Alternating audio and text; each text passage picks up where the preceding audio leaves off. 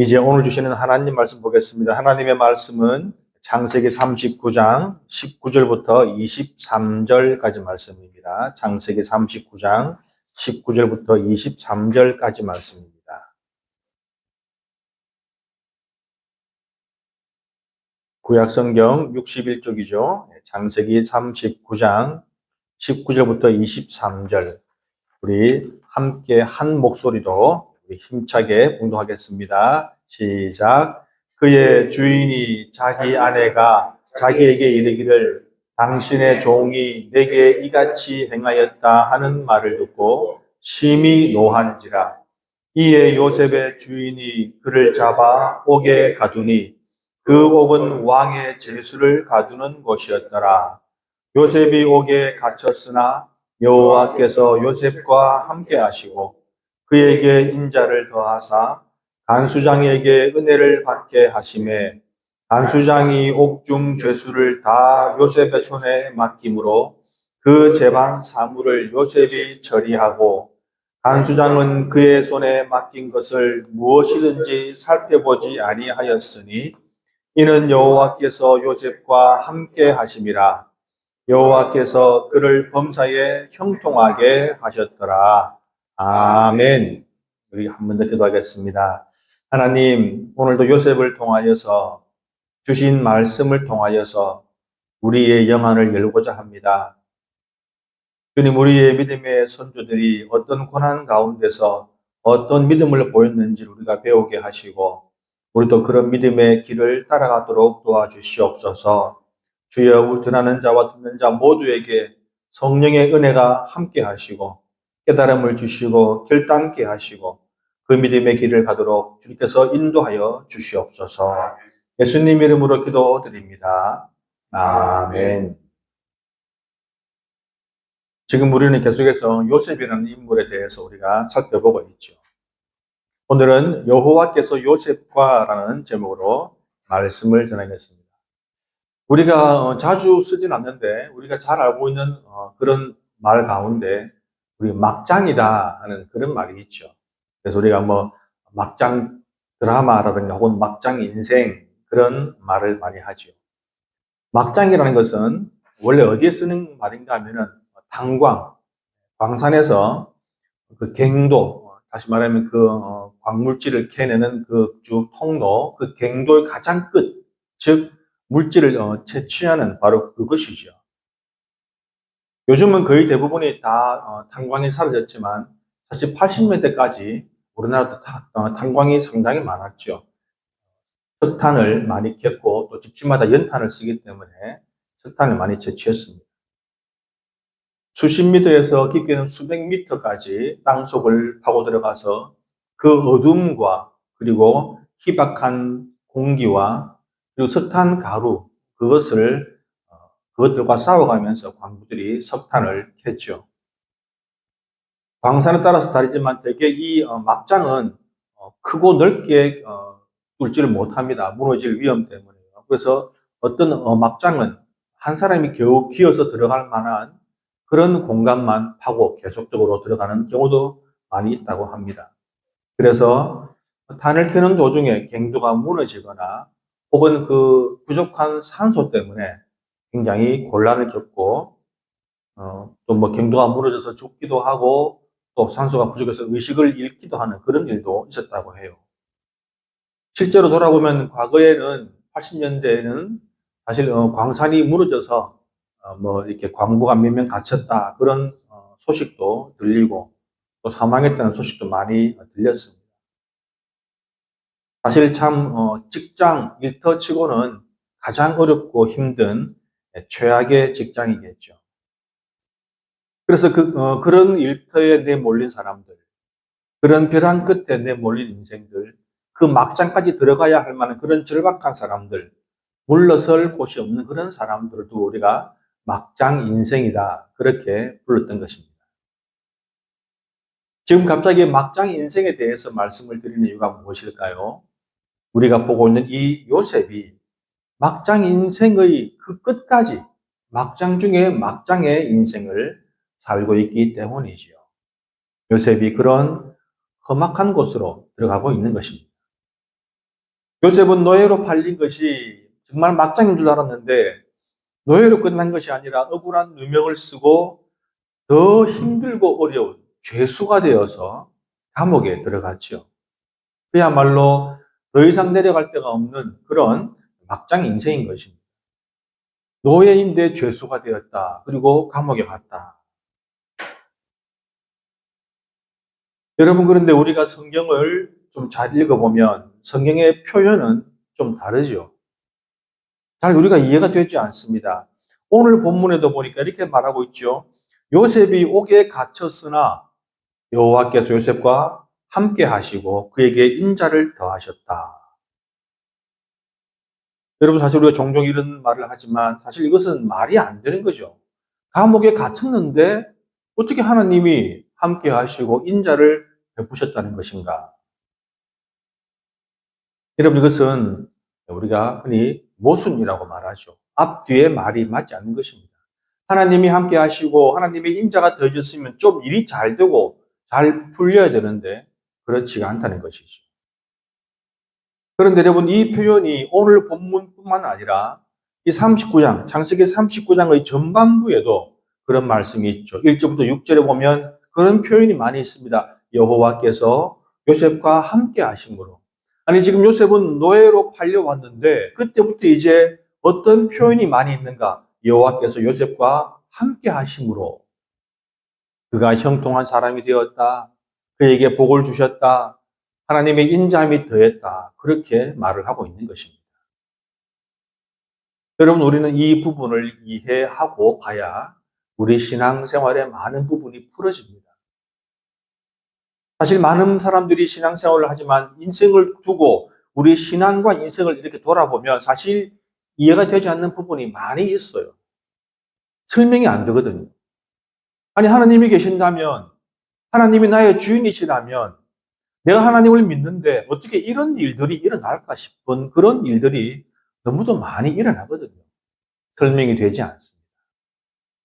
그래서 우리가 이것을 오늘 이 39장을 바라보면서 하나님을 중심으로 보면서 그것을 알아가야 한다는 것입니다. 우리 하나님을 믿는 사람들입니다. 우리는 그러면 살다 보면 좋은 일도 많이 있고 또 나쁜 일도 당하기 마련이죠. 뭐 누구나 그런 거 아닙니까? 그런데 보면은 기쁜 일을 당할 때는 그렇게 많이 하나님을 생각하지 않죠. 하나님에 대해 생각하지 않습니다. 기쁜 일이 있으니까 감사하고 그걸로 끝내는 것이죠. 그런데 좋지 않은 일이 생기면, 불행한 일이 생기면 하나님을 깊게 생각합니다.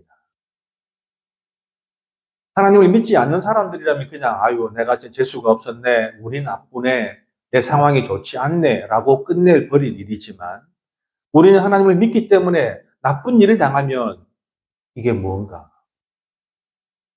대체 지금 내가 당하는 이 일이 무엇인가? 왜 나에게 이런 일이 일어났고 대체 하나님의 뜻은 무엇인가?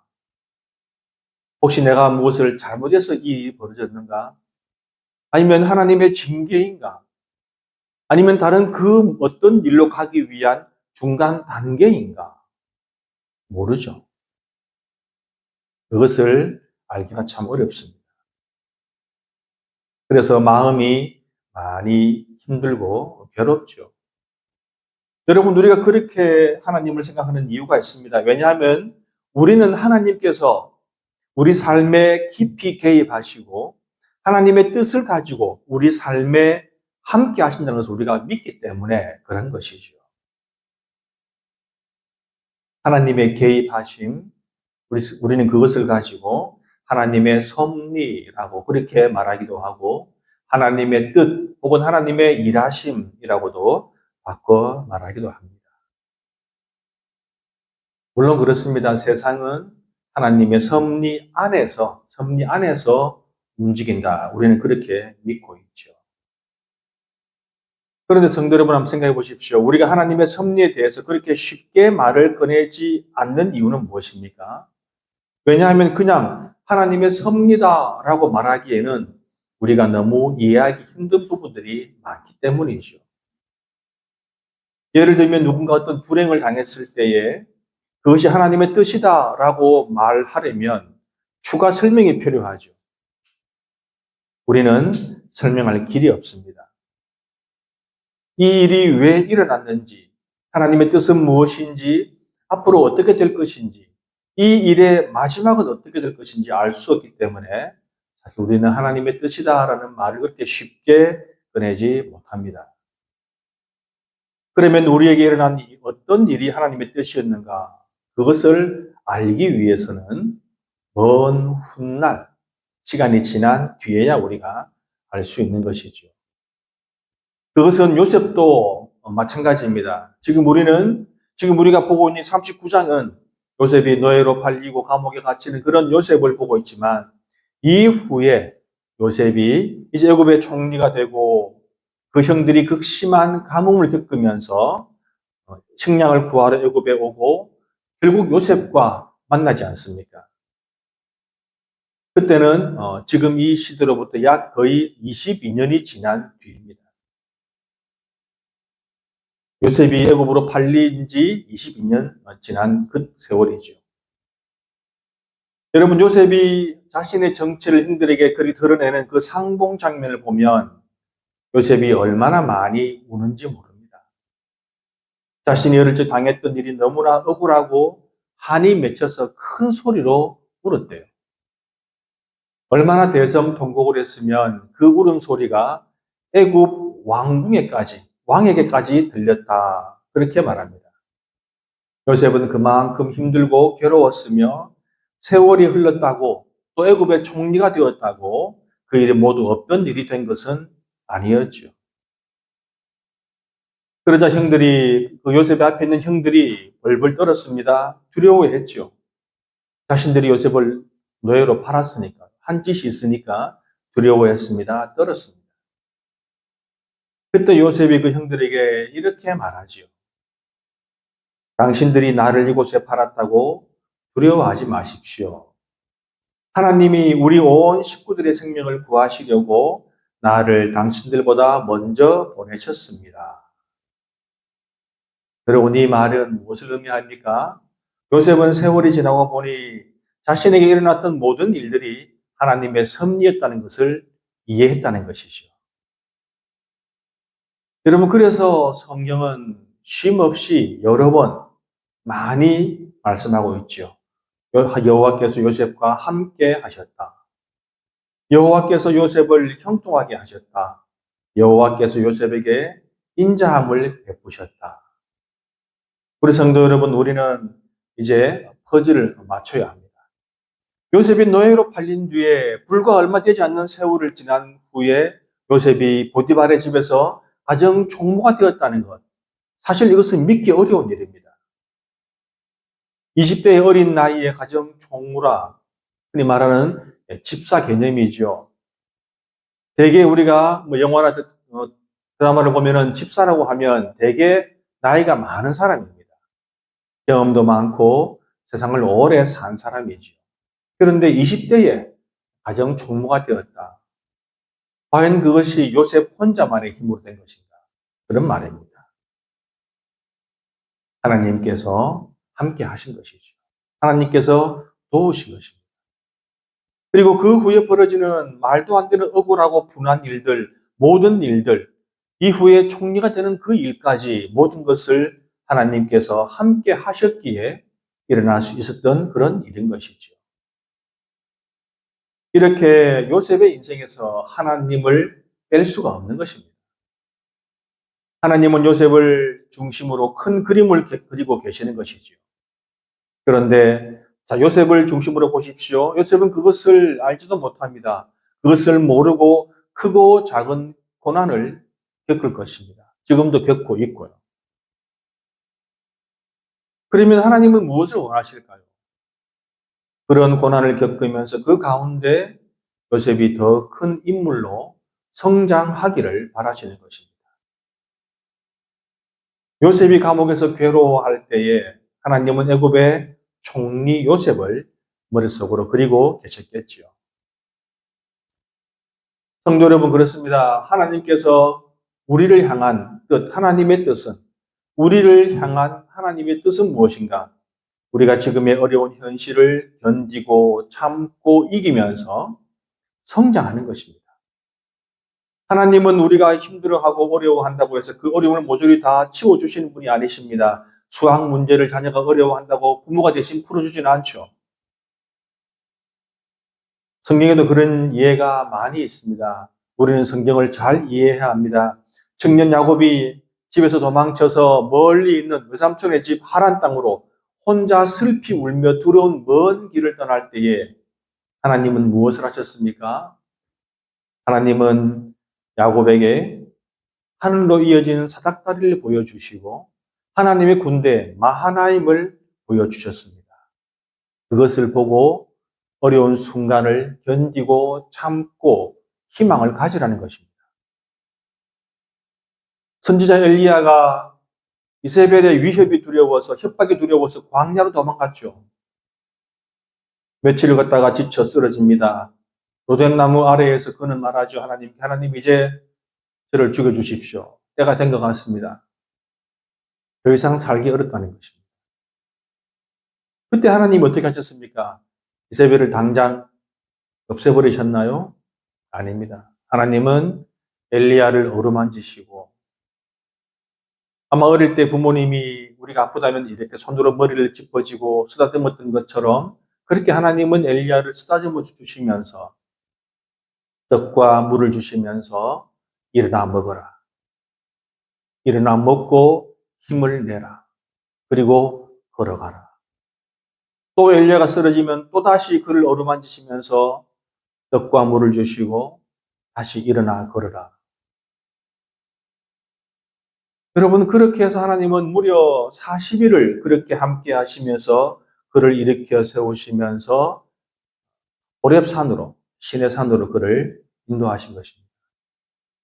하나님은 엘리야가 두려움을 극복하고 다시 일어나기를 응원하고 도와주신 것이죠. 여러분 하나님이 어떻게 일하시는지 아시겠죠? 우리 앞에 모든 장애물을 다 치우시는 분이 아니시라 그 장애물을 이겨내도록 뛰어넘도록 그렇게 도우시는 것입니다. 여러분 우리가 이제 하나님 정도 되면은 뭐 그렇게 자꾸 사람들을 나약한 인간들을 깨우시나라고 생각할 수도 있죠. 그냥 혼자 다 하시죠. 우리가 하나님에 대해서 생각할 때마다 잊지 말아야 할 것이 있습니다.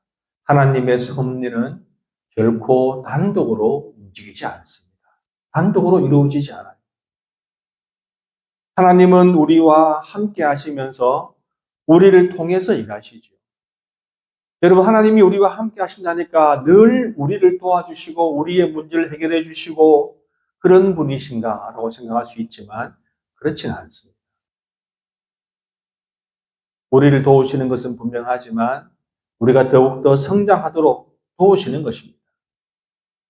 여러분 그래서 우리는 하나님의 동력자임을 또한 잊지 말아야 합니다. 하나님이 우리의 주인이고 하나님이 우리의 왕이시고 우리의 부모 되시지만 동시에 하나님은 우리의 동력자, 우리는 하나님의 동력자인 것이죠. 자, 여러분 그런 맥락에서 창세기 39장 전체를 살펴보면 두 가지의 의지가 등장하는 것을 알 수가 있습니다. 1절부터 6절까지 그리고 오늘 본문, 즉 39장의 전반부와 후반부를 보면 하나님의 의지가 등장하죠. 주인공이 요셉인 것 같지만 이 부분에서는 요셉이 주인공이 아니라 하나님입니다. 하나님께서 주도적으로 요셉을 도우시면서 요셉을 형통하게 하셨죠. 자, 이제 그런가 하면 39장의 중반부는 즉 7절부터 18절까지는 어떤 내용입니까? 요셉이 안주인의 유혹을 뿌리치면서 죄를 짓지 않는다는 그런 내용들이 나오죠. 요셉은 어떤 후폭풍이 있더라도 하나님 앞에 죄를 짓지 않겠다는 그런 단호한 결심으로 그런 삶을 살고 있는 요셉의 의지가 나옵니다. 만약 여기서 요셉이 무너졌으면 총리 요셉은 없는 것이죠. 그러니 이 부분의 주인공은 당연히 요셉입니다. 그러면 어떻습니까? 하나님의 의지와 그 요셉의 의지, 정직함으로 살겠다, 믿음으로 살겠다, 신앙으로 살겠다는 그 요셉의 의지가 함께 만난 것입니다. 요셉은 자유의지로 그 개인의 스스로의 의지로 어려움을 극복하고 승리한 것이죠. 그러니까 결국 하나님은 하나님의 일을 하시고 요셉은 요셉으로서의 일을 했습니다. 그 두 가지가 만나서 그 두 가지가 조화를 이루어서 결국은 이기게 된 것이죠. 아니, 승리하기는 뭐가 승리했습니까? 요셉이 결국 감옥에 갇혀 노예보다 더 못한 죄수의 상황이 되었는데 이것을 승리라고 할 수 있나라고 싶기도 합니다. 그러나 요셉의 의지와 하나님의 개입이 계속되며 성경은요, 여러 곳에서 결국 요셉이 이겼다, 요셉이 승리했다는 것을 암시해주고 있지요. 그중 가장 핵심은 바로 보디발입니다. 요셉의 여주인은 요셉을 유혹하다가 거절당하자 강렬한 분노에 휩싸이죠. 그래서 자신의 남편 보디발 장군, 친위 대장에게 요셉을 강간 미수범으로 거짓 고발을 합니다. 여러분, 노예 정도 되는 인간이 자유인을, 그것도 자기의 주인이자 보통 사람도 아니고 왕의 친위 부대의 대장의 부인을 겁탈하려 했다. 그러면 당장 사형감이죠. 당장 죽어도 이상할 일이 아닙니다. 19절을 보면 보디발이 아내의 말을 듣고는 심히 노했다라고 표현하고 있죠. 그러니 정말 이 보디발의 말 한마디면 요셉은 이제 죽은 목숨입니다. 그런데 그렇게 심하게 노한 보디발의 행동치고는 이상한 점이 몇 가지가 있죠. 그 첫째는 보디발은 왜 요셉을 살려줬을까요? 보디발은 요셉을 당장 죽이지 않고 살려두면서 감옥에 가둡니다. 의아한 일이죠. 둘째, 그렇다면 보디발은 왜 요셉을 일반 죄수들이 있는 감옥으로 보내지 않고 왕의 죄수를 가두는 곳에 두었을까? 여기서 왕의 죄수라는 말은 쉽게 말하면 대부분 궁궐 안에서 이루어지겠죠. 왕의 측근들, 왕의 신하들 가운데서 왕 앞에 죄를 지은 그런 사람들, 그런 고위 관직들이 갇히는 그런 감옥이라는 말입니다. 과거 우리나라에서 당파 싸움으로 인해서 많은 사람들이 귀양을 갔죠. 물론 귀양 보내고는 그 뒤를 따라서 사약을 들고 가는 근부도사가 나오기도 하지만 대부분은 귀양 갔다가 다시 돌아옵니다. 그래서 왕의 측근에서 또 높은 관직에 오르기도 해요. 쉽게 말하면 복권되는 것이죠. 그러니 그냥 정치적인 이유로 잠시 귀양 가고 유배 가기도 했던 것입니다. 그래서 유배 당시에 그 지방관들은요, 그 사람들을 함부로 대하지 못했어요. 언제 돌아가서 높은 사람이 될지 모르니까요. 여러분, 더구나 이 보디발이 요셉을 가둔 그 왕의 감옥은 40장 3절을 보면 보디발의 집 안에 있는 곳입니다. 즉, 보디발의 집 안은 왕궁과 가까웠을 것이고 그 집은 넓었을 것이고 그 집 안에 왕의 죄수들을 가두는 감옥이 있었던 것인데 이 보디발은 요셉을 거기에 가두었습니다. 만약 여러분 요셉을 만약에 보디발이 이런 죄목으로 일반 감옥으로 보내면 요셉은 당장 죽을 거예요.